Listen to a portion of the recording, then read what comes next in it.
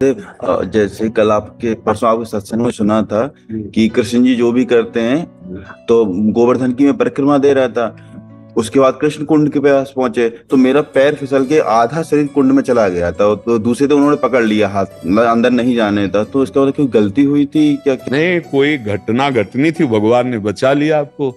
एक घटना जैसे जो मृत्यु जनित होनी थी वो इतने में बचा लिया। बहुत कृपा। अगर यहाँ कहीं कोई चोट लग जाए तो समझो बहुत बड़ा कोई अपराध था और उसको इतने में क्षमापन भगवान ने कर दिया। इसमें गलती नहीं मानी जाती, इसमें भारी प्रारब्ध का संयोग होना था कि आपको मानो डूब के मरना था, तो भगवान ने आपको इस घटना में, क्योंकि आप परिक्रमा लगा रहे हैं, आप ब्रजधाम में हैं, आपको बचा। अच्छा, मान लो आप डूब जाते हो तो आपको भगवत प्राप्ति हो जाती है।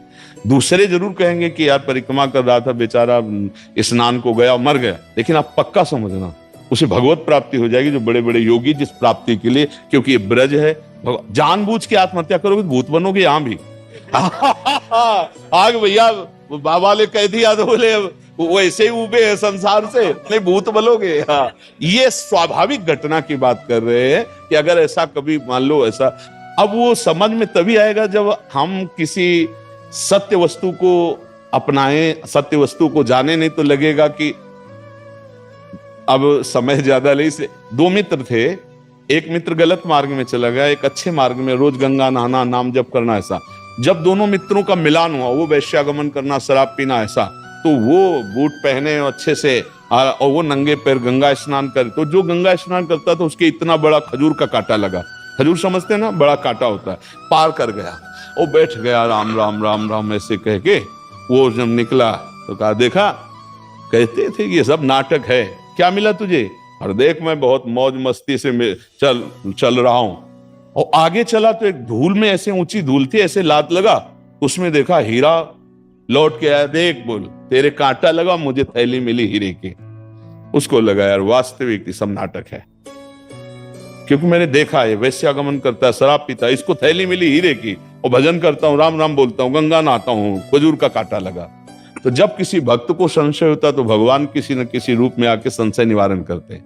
तो एक वृद्ध के रूप में भगवान आया, बोले अरे बेटा कांटा लग गया क्या?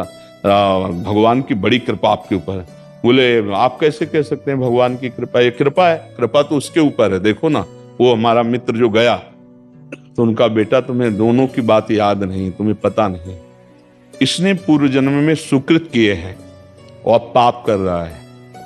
ये आजीवन चक्रवर्ती सम्राट के पद का भोग करता, न बैठता तो भी वैभव होता।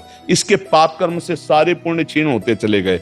अब ये जितनी असरफी और इसको मिली है, ये जहां इनको भोग लेगा, इसका पुण्य खत्म होगा, इसकी दुर्गति शुरू हो जाएगी। और तुमने जो पाप किए हैं सब गंगा स्नान से नष्ट हो गए। तुमको इसी क्षण सूली की सजा राजा के यहां मिलनी थी, तो खजूर के कांटे से निपट गई। भगवान के गंगा स्नान का फल हुआ सूली की सजा खजूर के कांटे, और उसको राजपद का सुख मिलना था, सारे पुण्य नष्ट हो गए, बस ये थैली भर रह गई है। इसका जहां प्रयोग करेगा तो उसके सारे पुण्य खत्म हुए, फिर इसके ऊपर पाप का। तो उन्होंने बचा लिया, नहीं तुम्हारी भक्ति में ही निष्ठा खत्म हो गई। तो ये घटनाओं का अगर ज्ञान ना हो तो फिर अंदर से अश्रद्धा हो जाएगी। तो श्रद्धा अगर हमारी टूट जाए तो फिर हमारी भक्ति में बाधा पड़ती है। नहीं तो आप सच्ची मानिए, पैर फिसलना या चोट लगना या किसी भी तरह की हानि होना, बहुत बड़ी हानि को भगवान ने छोटे में कर दिया, क्योंकि भगवान तो सर्वज्ञ है ना।